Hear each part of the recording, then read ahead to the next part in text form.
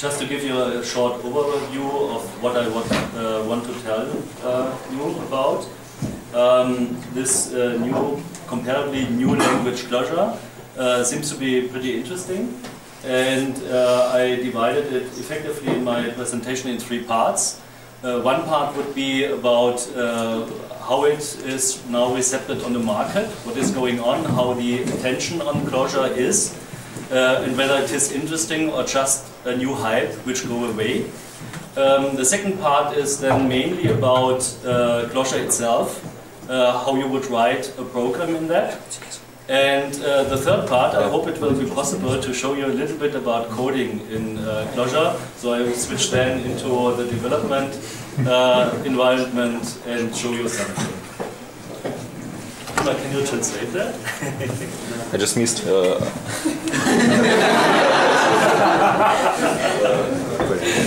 Я не верю, что хорошо. День, посмотри, что с звуком все хорошо. Вот я, so I will go with the first part. Вообще, Фридрих разделил свою презентацию на 3 части. Первая часть будет рассказываться в целом, что происходит на рынке с Clojure, что это за технология, то есть что вообще нового, почему Clojure. And can you please say about the second part? The second part is about the language itself. Okay, and so and the third part is a little bit practice. Вторая часть посвящена просто языку в целом, то есть что за язык, что за технология, синтаксис. Третья часть это практика, практическая. How many people have heard about Clojure before? Clojure, Lisp? Кто из вас работал, слышал о Clojure, может быть, кто-то практиковал Lisp?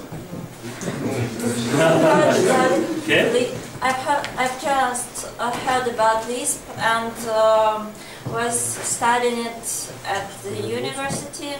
Though I don't practice it, I just know about the technology itself and just a little bit. Okay. I tried to put it into a context. So, first part, how Clojure appears on the market. And there are several ways to get introduced to it. If you are lucky, then you come across this video presentation where Clojure is used to make music. This is a fantastic video presentation, 40 minutes, people were excited about inclinations, and beside of getting an introduction itself, it also shows you that working with Clojure you can concentrate on your topic and not on the language. And this is really strong. Сейчас Фридрих начинает представлять технологию. Презентация будет доступна на сайте конференции, то есть после можно будет скачать, посмотреть как бы ролики. В этом ролике Фридрих говорит о том, что то есть 40 минут показывается, как сделать на Clojure, писать музыку. Вот. И он говорит о том, что Clojure позволяет концентрироваться не на технологии, а на топике, то есть на том, что вы делаете, чего вы хотите достичь. Also it's super. You can think that, okay, that's fun, it's not serious, but there are other indications that Clojure is going to be serious. And this is one example. ThoughtWorks is a company which relates on new technologies. And last year, Clojure was already in this area of being an adopted technology. So it's going from this new stuff, you do not know what it is, into adopted technology. And I bring some examples about So this is a picture from ThoughtWorks. ThoughtWorks, exactly.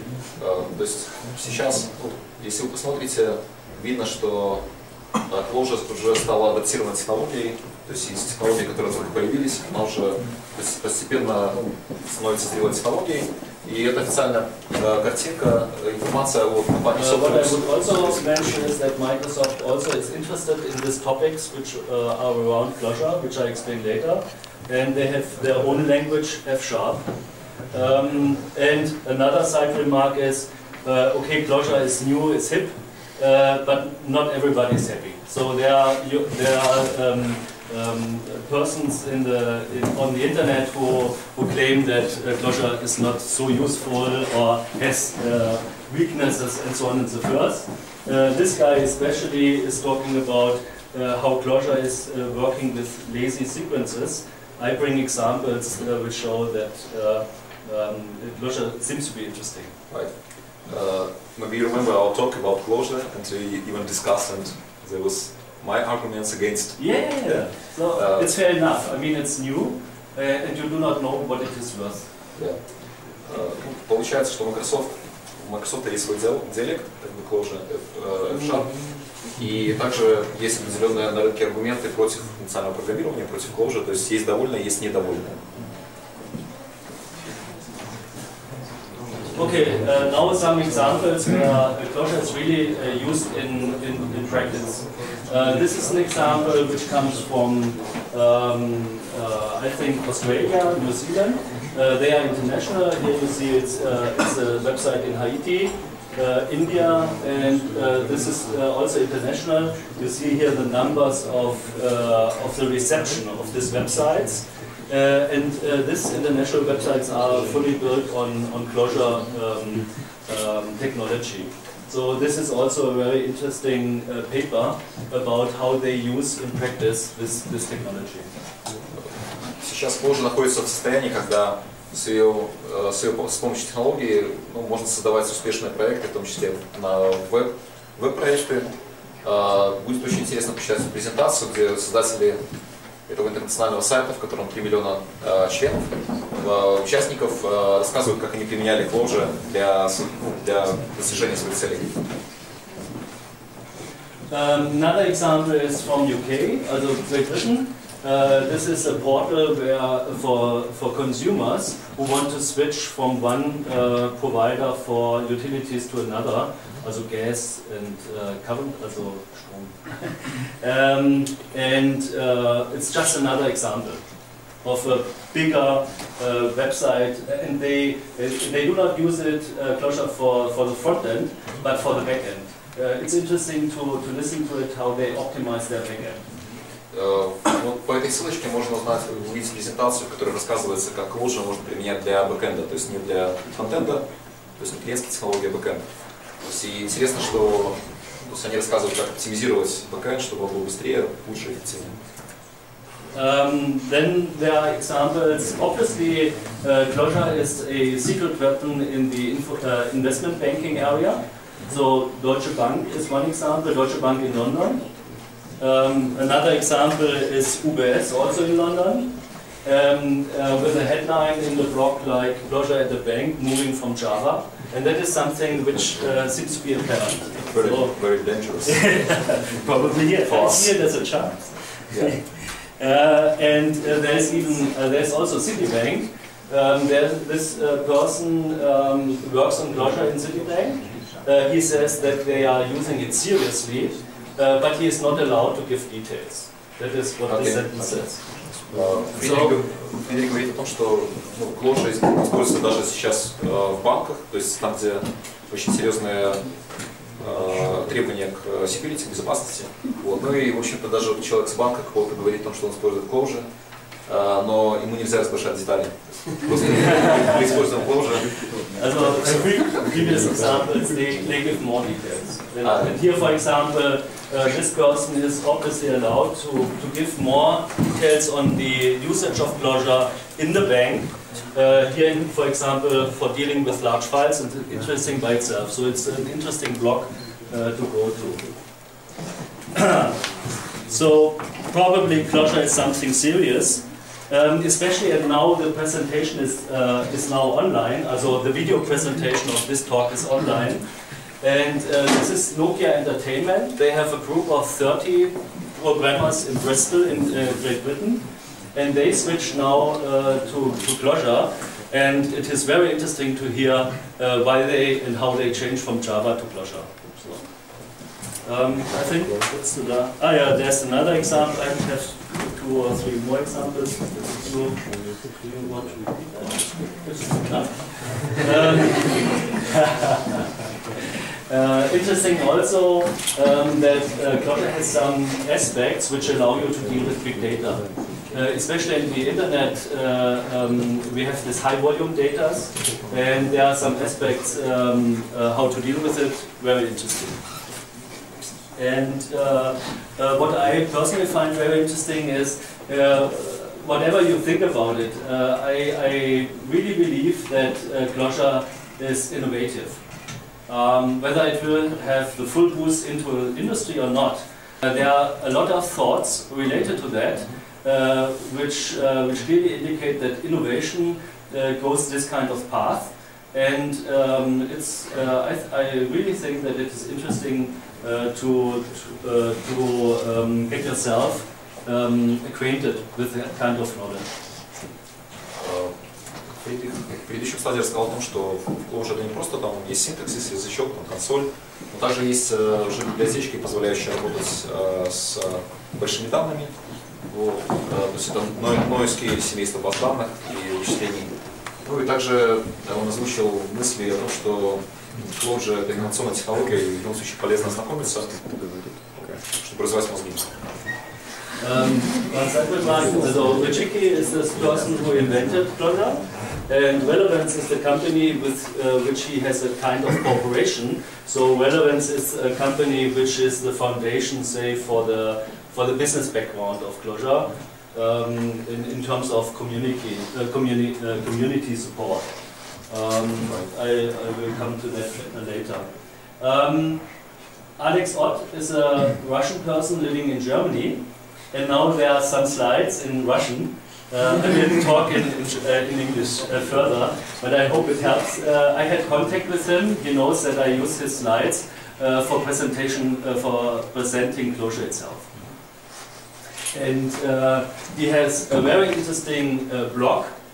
So this blog here is in German, in English, and especially it is in Russian. So you can go to this blog and get a first introduction to Clojure. Very interesting stuff there.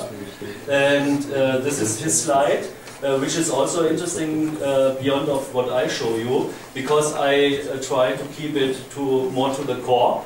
And he has more advanced concept also. So it's more than I show you today. And he has a nice summary of video presentations in the internet, which are interesting by itself. And that is something that I, by purpose, bring all these links, because everything which is cited here is interesting by itself. Whatever you look at, it's really interesting stuff. Фридрих рекомендует ознакомиться с этими линками, то есть почитать. Это русский, который живет в Германии. У Фридриха есть контакт, он разрешил использовать его слайды на русском языке. Дальше будут слайды на русском языке. So,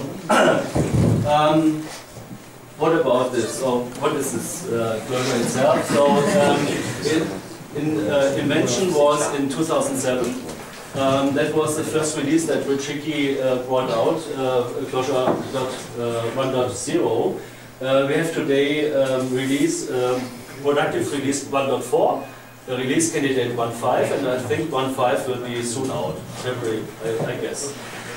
Interesting is, that was my question before, it is a Lisp-based language, so it has this Lisp notation, and also it has aspects of functional programming. And thank you. I know how to work this. There's only one button. So this, I will talk about this, and I will talk about functional programming in more detail, because that is the difference to Java programming, how we have it now here in production environments, where we have the strong focus on object-oriented programming. And so you see that it is very old stuff. It's really old, but it comes now into place for several reasons, and it's worth to think about it. What's also interesting is that it's not only on the JVM, it's also on .NET, and there's a JavaScript flavor. I will not talk about the JavaScript part, but this seems interesting. The .NET is less developed than Java, so Java is the main platform. It's open sourced, Eclipse license, and it has really interesting community. So I myself, in December, I was in London, And London really has a vibrant community. Also, it was really good fun to stay there, and Richiki himself was there and other celebrities of this community, and it was interesting and it's normal. Also they have 2 meetings per month and they do a lot, to say it shortly. And as already mentioned with Relevance and other companies, you have this company support around the community itself, both in terms of bringing the technology further and both in terms of making business with it. Фридрих был на конференции разработчиков Clojure, в том числе там был создатель Айки, то есть он говорит, что очень интересный. He is really an interesting guy. Очень интересный человек. Normal. В Clojure активно комьюнити разработчиков, они собираются 2 раза в месяц, делают много интересных вещей. Ну и здесь он обратил внимание на то, что есть реализация Clojure для JVM, но также есть .NET и JavaScript реализация.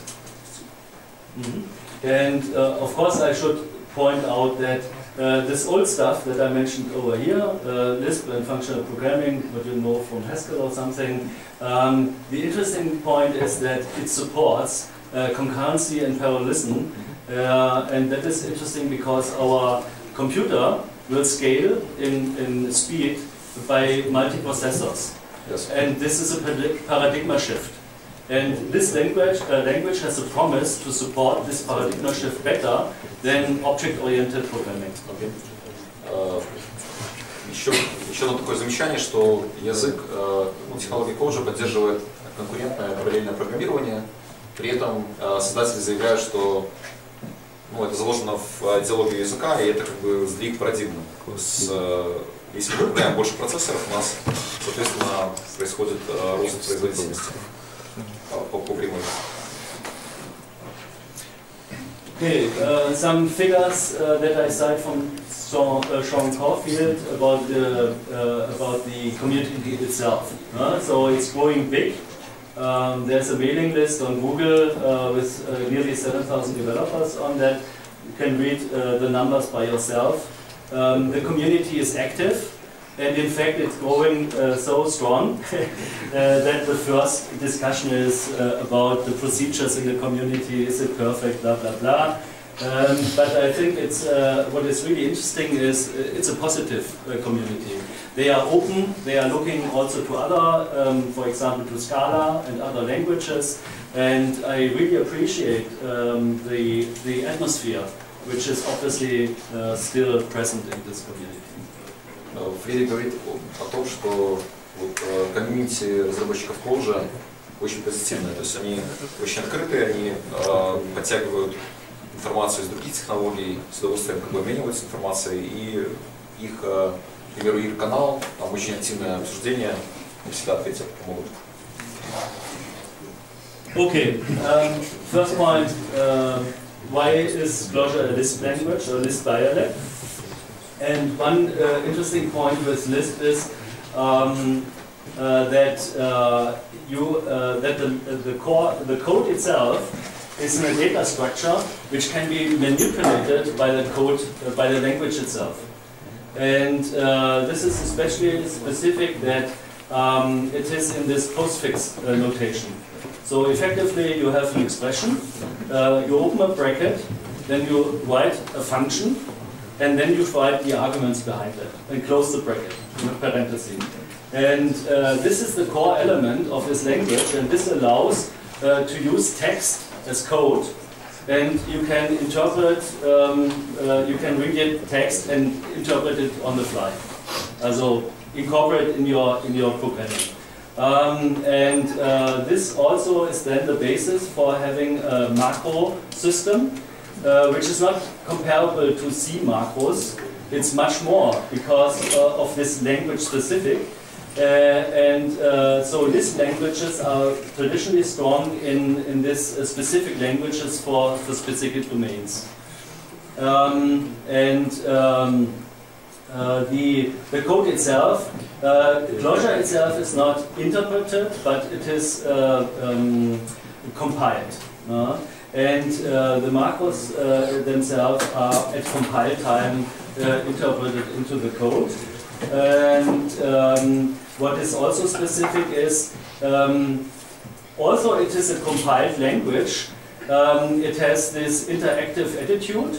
So you work with a so-called REPL, read, evaluate, print loop stuff. That is what I can show you afterwards. And it's like an interpreter. You are talking to the machine gives an answer back in this type of working. And what is also interesting is, from a language theory perspective, that it is dynamically typed. Стараюсь перевести. Получается фокус на том, что уже подбираемся к самому синтаксису. То есть у нас основа кода — это структуры данных, которые пишутся достаточно похоже на натуральный язык. При этом поддерживаются макросы, то есть мы можем писать, ну, по сути, мы можем на Clojure вводить новые грамматики прямо на лету. То есть мы начинаем делать, ну да, вводим новые грамматики языка. Вот. Clojure — технология компилируемая, но есть динамическая типизация, есть возможность интерактивной разработки. То есть не просто вы что-то делаете, потом компилируете, потом запускаете, но время непосредственно работы с консолью, когда вы разрабатываете, вы постоянно обмениваетесь информацией, сообщениями со средой, она выдает постоянно информацию, что очень удобно. Okay, and Lisp itself dates back to 1958. Effectively, it was in this age the bridge between pure mathematics into informatics science, computer science. What I find really interesting, because I'm a mathematician by myself, you have 7 elements which defines the language, and you have a notation for describing a function. And with this basics, you can bootstrap the whole language by itself. What you see here is the whole code which is needed to have a full Lisp interpreter. And you see here functions which are not, especially these ones, these are not parts of the 7 basics, but they are directly derived from these 7 basics. Okay, and where is this Clojure?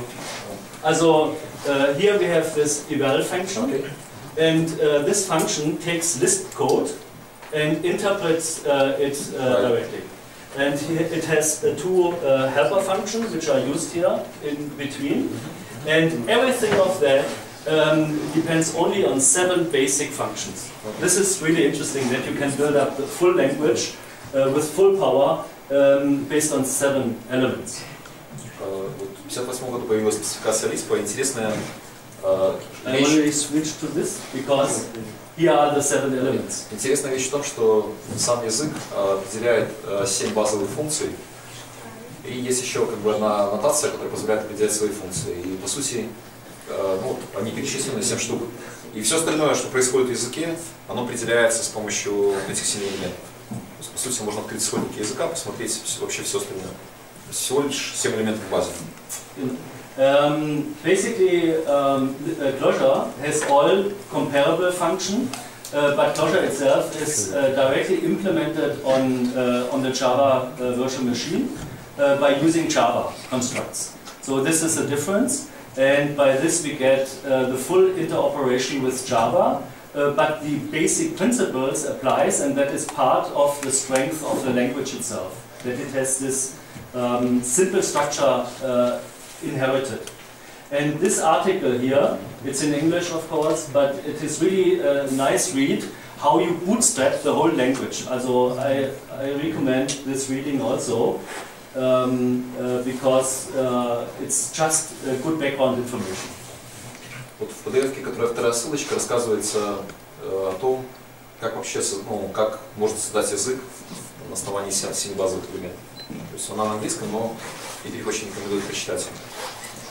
That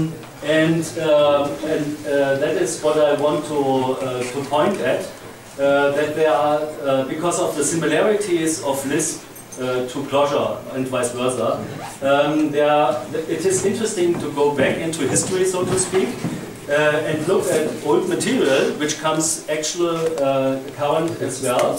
And one famous computer science introduction is here from Abelson and Sussman. What's really good fun is they have this lecture from 1986 on video presentations already. And it's really interesting concepts how to write code. And there's a Russian translation of the book, and I would guess that is interesting for you. Other points which I wanted to mention is Practical Common Lisp, what came out in 2006 and had a short hype, such like a nostalgia to Lisp, so to speak. And this book of Paul Graham on Lisp shows you the full spectrum what you can do in the Lisp language, especially with macro programming. Just understandable? I think so, right? Много людей, которые понимают английский, просто интересно. So, то есть вам все понятно, в принципе, да, что вы знаете? А много тех, кто очень сложен, то есть нужно переводить. So almost everyone understands you. Okay. So we understand. Super, thank you.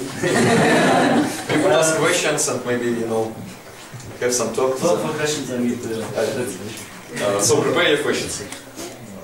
Подготовьте вопросы на английском.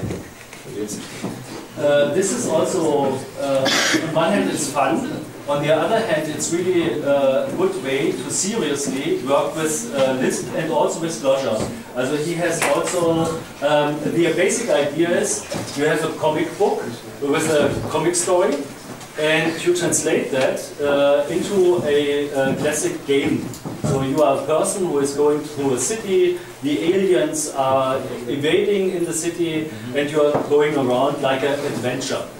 And it is like a tutorial on the language, and it's both available for Lisp and for Clojure, and I would strongly recommend to do that just as an introduction.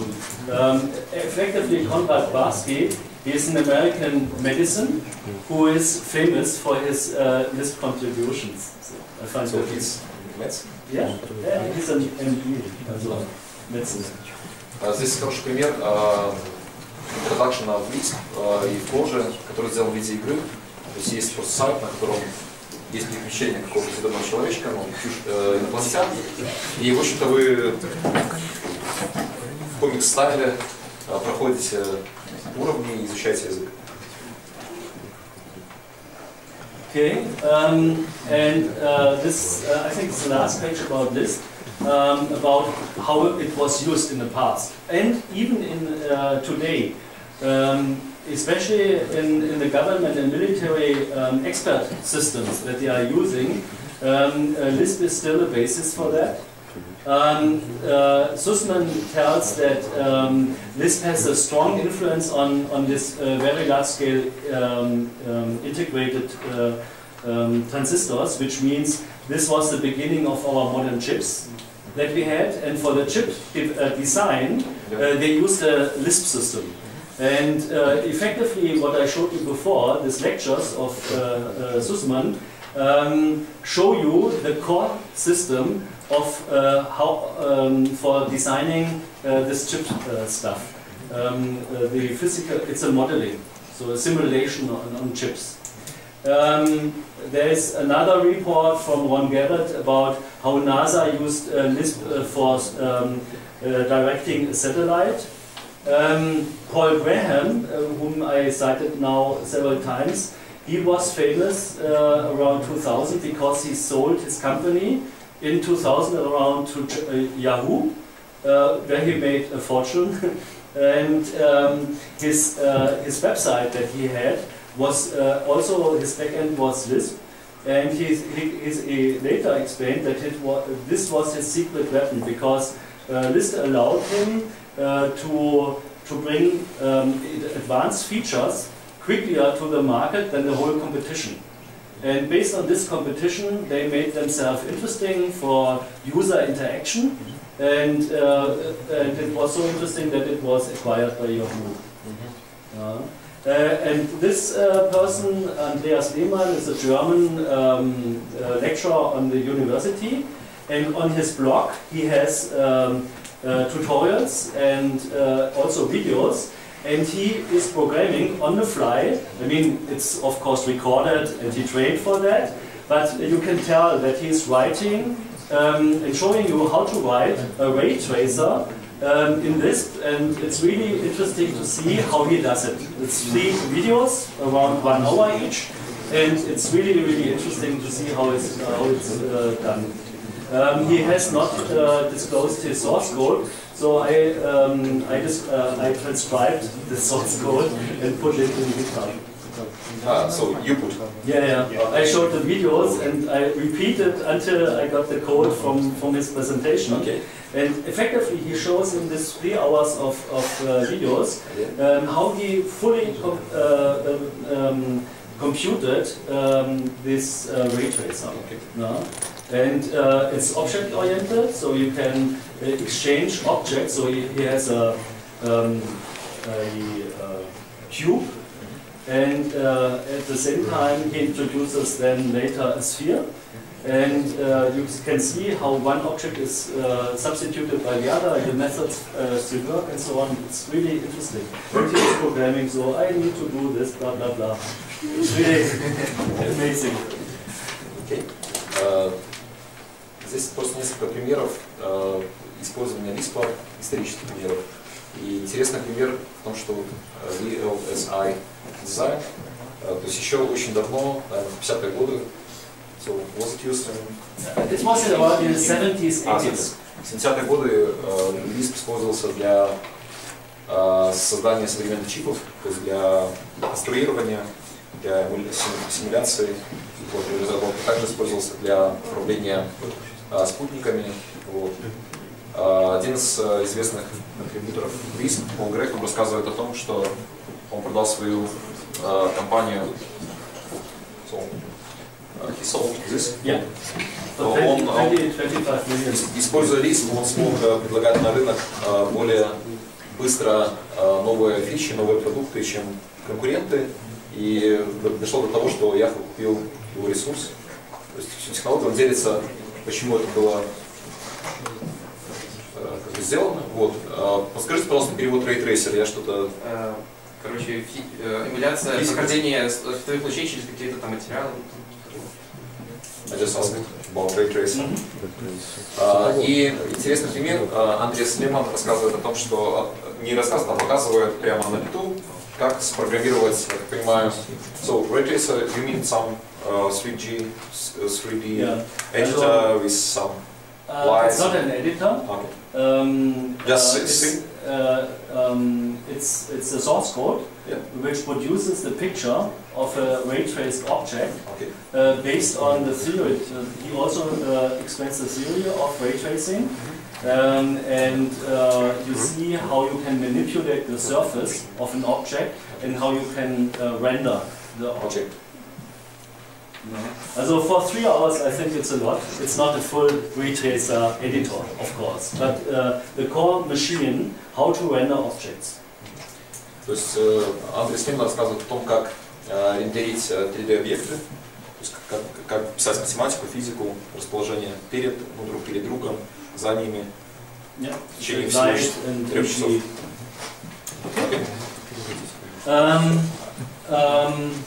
A little bit quicker, perhaps. Also Peter Norbeck, who is now technical head at Google, he worked formerly for NASA. It's a famous book about artificial intelligence, and it's also based on Lisp techniques. Those persons are interesting because they moved block to Scheme. Scheme is a Lisp dialect. I will mention that later. Solit Jomkin is a Kiev developer who has a nice blog about this kind of technologies and summaries on that. And of course, Richiki himself disclosed what kind of technologies in books influence Clojure. So it's a list on Amazon where you can see the books that he used when he made his research. He obviously did a profound research. I think we can go forward, right? Yeah. Good.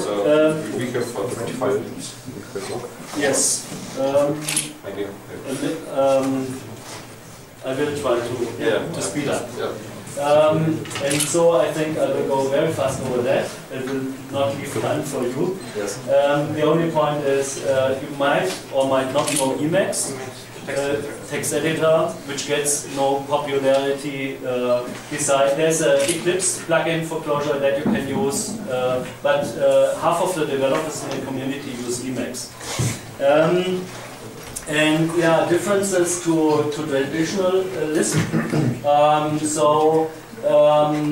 As I point that out later, I would say we are saving time now. What I would like to mention is this lazy sec stuff. It means that you can define data structures which can be infinite, and I'll show you an example about it. They will not be evaluated immediately because it would be an infinite loop, never going to run. But there's a mechanism incorporated that you can deal with it. I'll show it afterwards. Polymorphism and so on. I already mentioned Alex Ott's presentation, and you will have more details on that. I go forward. Yes. Okay. If you are interested in these advanced features, I suggest that you look at this IBM report. What is really interesting, and that is what I want to say, the so-called expression problem says it is a typical problem in practice that you have legacy software, you do not have access to the code, and you want to change functionality. Right. And this problem can be solved by protocols and multi-methods with Clojure. So this is a strong feature. This presentation gives you a lot of details how you really use it, also how it is programmed in Clojure. So this is really an interesting video presentation on this thing. And for this concurrency parallelism structures in the language, I find this introduction. This is a commercial website, but it is free to watch this, and I think it's 2.5 hours, yeah.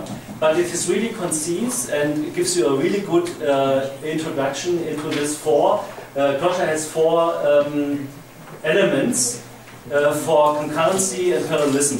And this is the best introduction that I know about this stuff, so I do not want to cover it. It would be we do not have the time in an introduction, but this is my advice to watch it.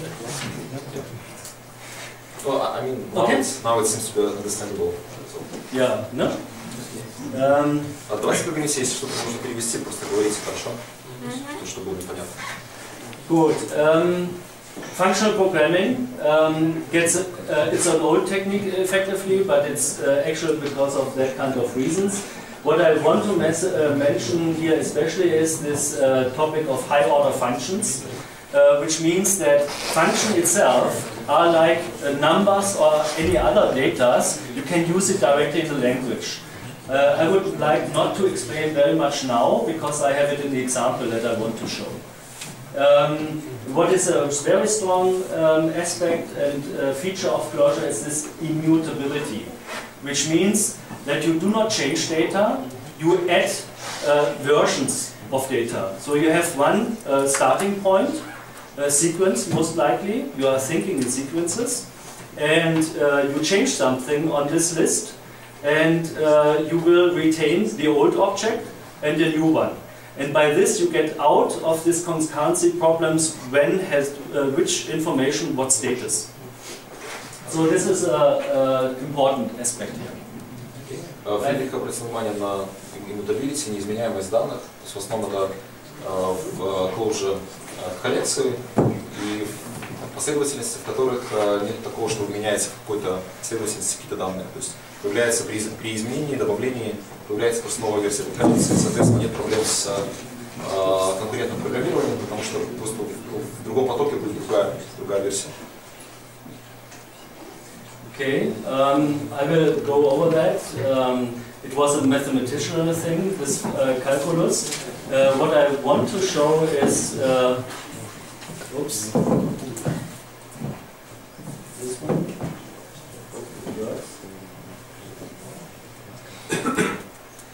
So it's a interesting version how to program the factorial.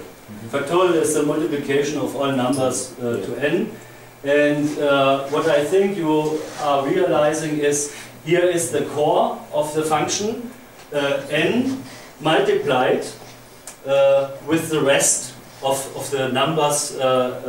It's a recursion. I think it's intuitive to understand. You take n and then take the function of n minus 1. Right. And the interesting point of that, and the presentation that I cite here, is really good fun to watch, is that you can have a generic recursion function. This function does nothing but the recursion. And then you can, what you want to recurse, put into a core where you need to have this one. So this is, so to speak, the hook into this generic function. And it generates then the factorial in this specific case. And as you see here, this is totally generic. It's, so to speak, out of nothing. There's no function assignment, no variable assignment. It's pure generic. And the point of that is that it shows that relates to Turing and his Turing machine, as well as in this case for lambda calculus, that everything that can be calculated can be expressed with this kind of notation. That is explained in this video that I showed on the slide, and we can prove it here. The factorial of 5 is 120. That is so easy to remember, and of course this this function does produce it.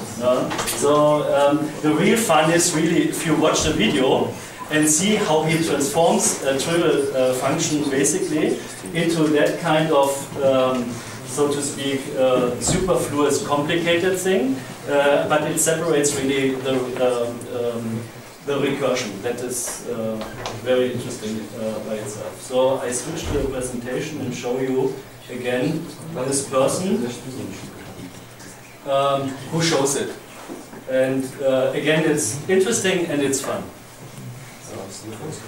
So that's the argument of the inheritance part, both for functional programming and Lisp, and is the argument why it's interesting to deal with Clojure at all. And of course, there is a price to pay. Also you do not get it for free.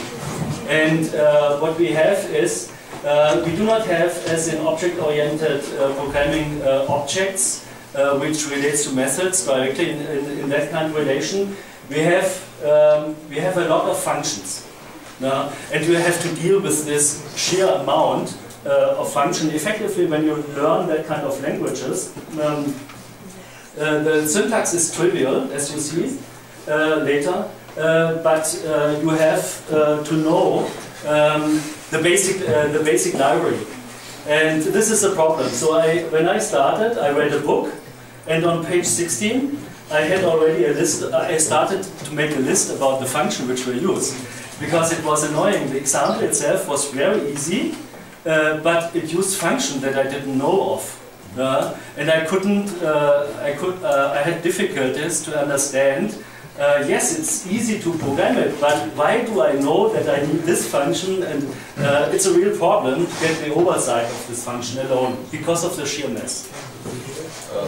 Получается, что сейчас Friedrich жалуется, что, ну, то есть, с одной стороны, в языке нет дата структуры, нет методов, как в объектно-ориентированном программировании, здесь все заточено на функции, но с другой стороны приходится упоминать все эти функции, их очень много.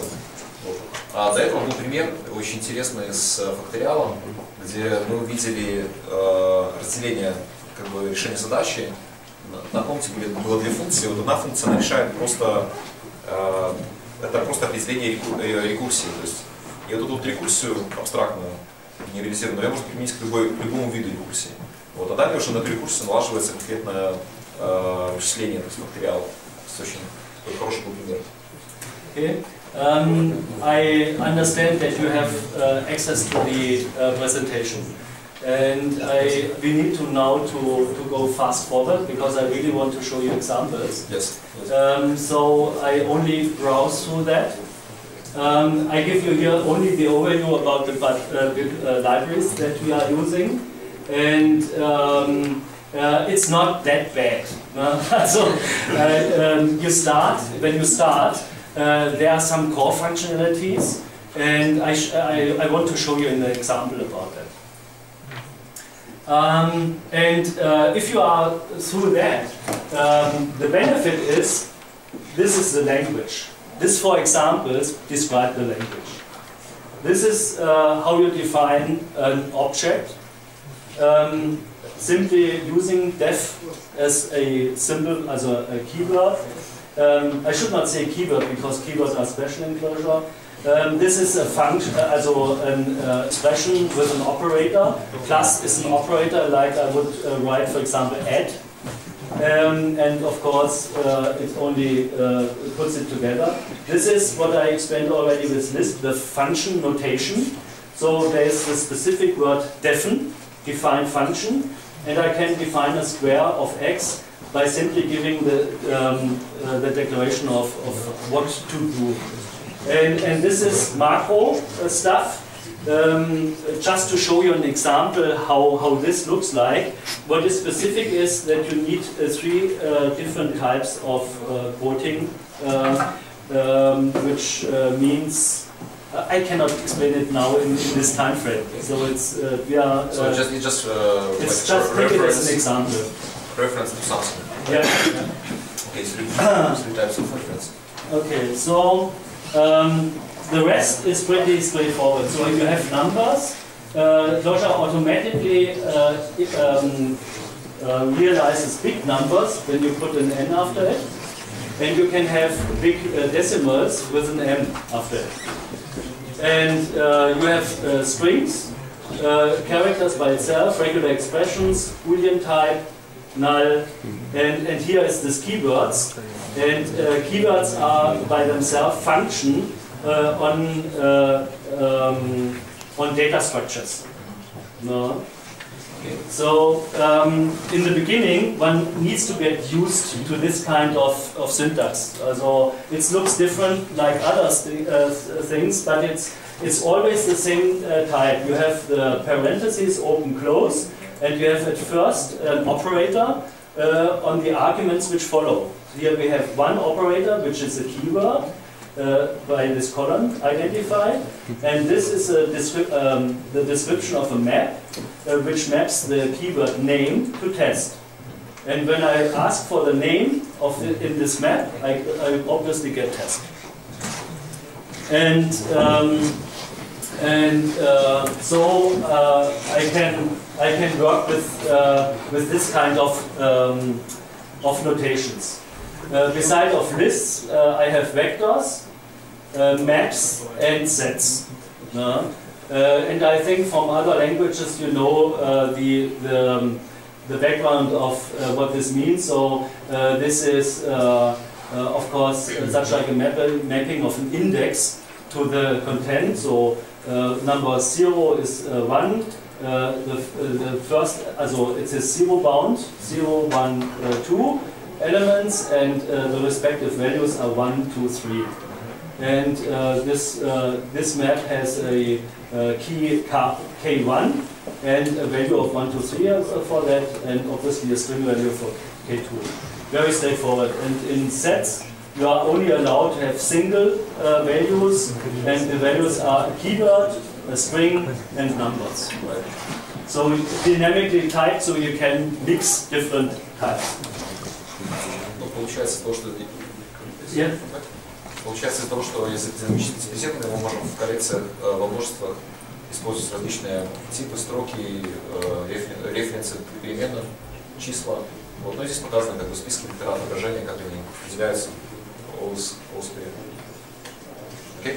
Good. More background about the implementation is shown here. I would like to skip it. What is really confusing in the beginning is this differentiation between collections and sequences, and this block entry is really a good description about this and the different aspects. So it's a further read. And what I want to now to switch to is to the higher order function, map, reduce and filter, because that are the core functionalities that we would use in that kind of language. So this is also interesting, but I think I have now to switch to the examples because of time. Right? Okay, let's try it. Фридрих также еще говорил о встроенных возможностях map-reduce. То есть кому-то может быть интересно, кто уже пробовал. Сейчас мы не можем это покрыть. Но очень рекомендую послушать лекции от Google, которые, очень, в общем-то, и развили этот подход. Also there's one platform, one internet site that I would recommend if you start. There are exercises, no it's dead. Exercises which I take the examples from. Okay, the one in the middle, I can do it. And I would like to start with, I have two examples and I would like to show you. And especially what is interesting about it is because it is dealing with infinite sequences. So here the question is, give me a function which evaluates on infinite sequences. The first one is the infinite sequence of perfect cubes, also cubes x times x times x, cube numbers. The second one is a power of 2, so there's a fancy description of power of 2. It's not x times x, it's bit shuffling. And the third one is simply all integers beginning from 20. And all three objects, I would like to say, are infinite sequences. And I should define a function which allows me to evaluate effectively, give me the first integer which is in all three infinite basis 6. So I copied it into the editor, and what I want to show at first is that the implementation of the power of 2, also the infinite sequence, I obviously have to cut off. This is a typical technique. This part is the description of this infinite sequence of squares. I cannot evaluate all of them, so I have to take 25 of them for an example, and I can measure the time, how long it takes to evaluate. And this implementation of power of 2, squaring, is highly inefficient. So from the number of 25, we have already an elapsed time of 3 seconds. And for, if you take here 30 elements, it has the impression it never returns. So it's not only infinite, it's also highly inefficient. So what is the strategy to solve the problem? The strategy is that we need to be able to define or to evaluate whether a given integer is in the sequence. So we would like to write a predicate. Let's call it in with a question mark, which is the standard typical for predicates. It's Boolean returning, and I give a number into it. I use the standard convention that it would be x. And I have now, I have one important assumption. And the assumption is that the infinite sequences are ordered. They start small and grow up. This is needed because I need to break out from infinite loops. And this is what I use now. Because, also first thing that I would check, and I did not explain you the function cont, but I think you guess what it means. I test on the condition. And if the collection of course I have two elements. I give in a collection and an integer, and I test whether the integer is in the collection. And I would like to do something like a sanity check. When the collection is empty, then I would return false, right? It doesn't make sense to have that in this case also. If x is the same value like the first element of my collection, then I return true, right? Then obviously I identified such an element. Oops. And what I have to take care in terms of breaking out of the infinite loop, if my value x is already smaller than the first of my collection, then I can safely assume that it does not make sense to search further. And if this also is not the case, then I use else, and I need to search further. And I need to evaluate in rest of the collection with the element x, of course, right? So I search for the tail of this sequence. And if I did not make a typo, I would guess that this would allow us to, okay, it's a parenthesis problem.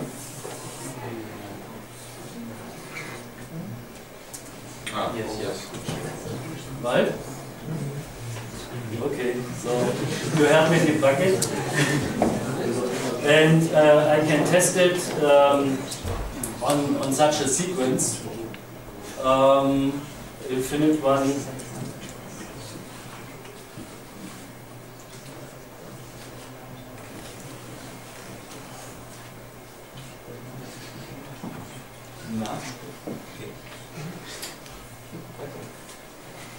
I forgot how to copy. I remember the thing. I can now define this. I have now the predicate in that I defined, and I can test whether, for example, 3 is in squares, which it should not be, but 4 should be a square, right? So it seems to be correct. So we have the ability to check whether a specific number is in a sequence. And if we go forward, it's a pity that we are in time pressure. I have only 2 minutes left. What I think that I mean, now we have, I think, maybe 4 minutes or 3-4 minutes. But if you have someone who are interested, just sit down to yes, then we could organize. Without that time pressure, it's more fun to that. But I want to finish this example, right? Если кому-то интересно, то есть кому интересно посидеть рядом, то есть можно вполне взять просто без проектора с компьютер Фридриха где-нибудь сесть. На первой конференции с Мартином там ребята сидели тоже в таком формате, то есть брали человека и с ним сидели еще несколько часов. Поэтому кому интересно, подойдите, договоритесь. Еще вопросы? You also need some time for questions. Yeah, I cannot answer questions now because I simply need to go forward in order to finish this example. What I want now to do is, for convenience, define just these infinite sequences, give them names that I can later better deal with them. And so I use this possibility of the language that I can define that kind of objects.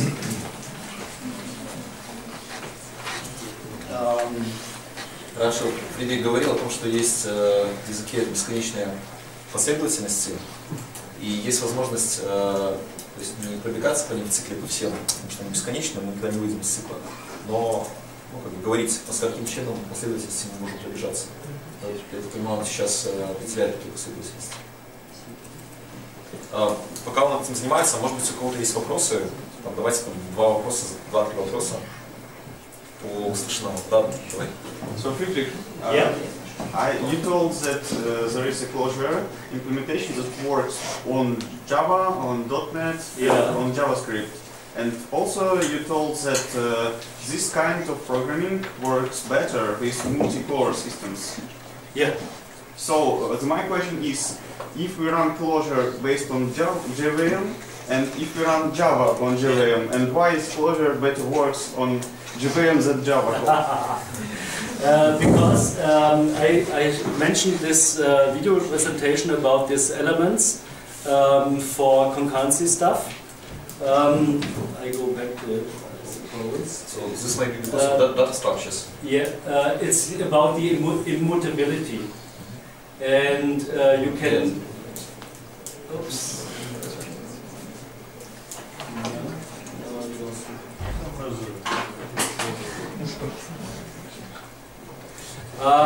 This one. You have this possibilities to have this thread handling from the JVM packaged into that kind of elements of the language. And here's the power to deal better on that than in pure Java. And this is combined with the general paradigm of the language that you do not override a variable. You make a new version of it. And this is the general rule that you copy. It is efficiently copied, that's enough. Another topic that I dropped here. But you keep the versions, and this allows you to avoid a lot of concurrency problems that you have when you use the same variable with changing content. So you go away from state. And that is the main topic. If you dig deeper in this functional programming stuff, you get the explanation for your question then. And what about memory using? Will my memory grow very high? There is of course a certain amount of overhead, but another slide that I switched over explains that the data structure are efficiently handled. It's core part of the Clojure implementation that you have a very clever tree-like structure based on, effectively it's then mapped to a Java structure, which allows you to structurally to reuse data structures. So if you have a sequence and make a copy of it, you do not copy every piece. You only maintain the overhead of the differences, and this is done efficiently. And that is why the reason why Clojure is interesting.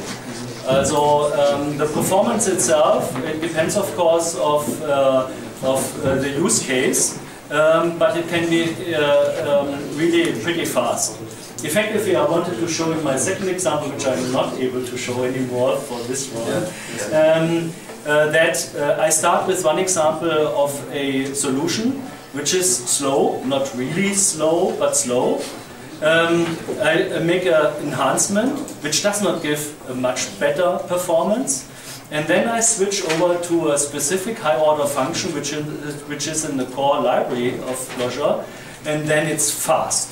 So unfortunately I now disclosed the joke, but it's really the point that from 1200 milliseconds you come down to 12 milliseconds. And so it's also a topic of clever deal with the elements that the language provides. So time is over, no? Okay. So. Расскажите, вот говорят, что недовольны люди технологией. Почему они недовольны? Why some people are not very happy with Clojure? Also one part of the concern is about performance. No? One part is about it's so different. Also this Lisp-like, if you are fluent in Java, and you are for the alternative, give up Java, being fluent there, and switch over to this language, which looks a little bit obscure at first. Okay, then there must be really something in it before you do that. And I mentioned this one guy who is complaining about the lazy sequence stuff. And he says it's not consistent. I do not agree. And I had chosen this example that I wanted to show you by purpose, because I want to show you that you can really, in a clever way, deal with these lazy sequences. So there comes in something like personal taste. You like it or you don't like it. That's fair. If you do not like it, that's fine. I mean, Если вам не нравится, то вам не нравится.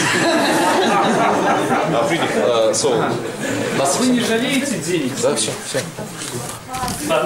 Не жалеете ли вы денег, которые вы заплатили? За что? Что было бы, если бы этого языка не было, этой технологии?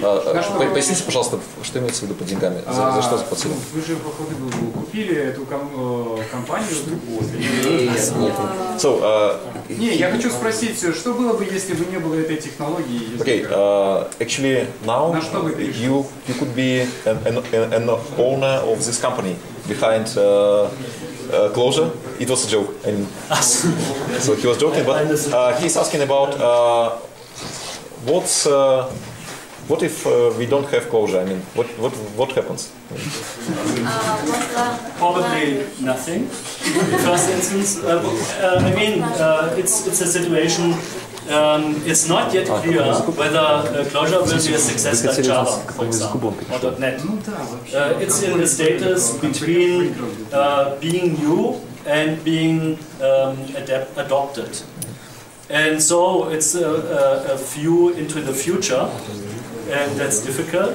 But I think that is the reason why I showed the examples. I mean, there's real evidence that in the business world, Clojure is now on the radar, and it's used. And it's used in production, and it has strong advantages.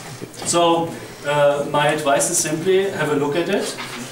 If you do not like it, it's fine. But if it is something you can use, I think it gives you a point of your personal profile, which is specific. Давайте поблагодарим Фридриха. На этом будем завершать.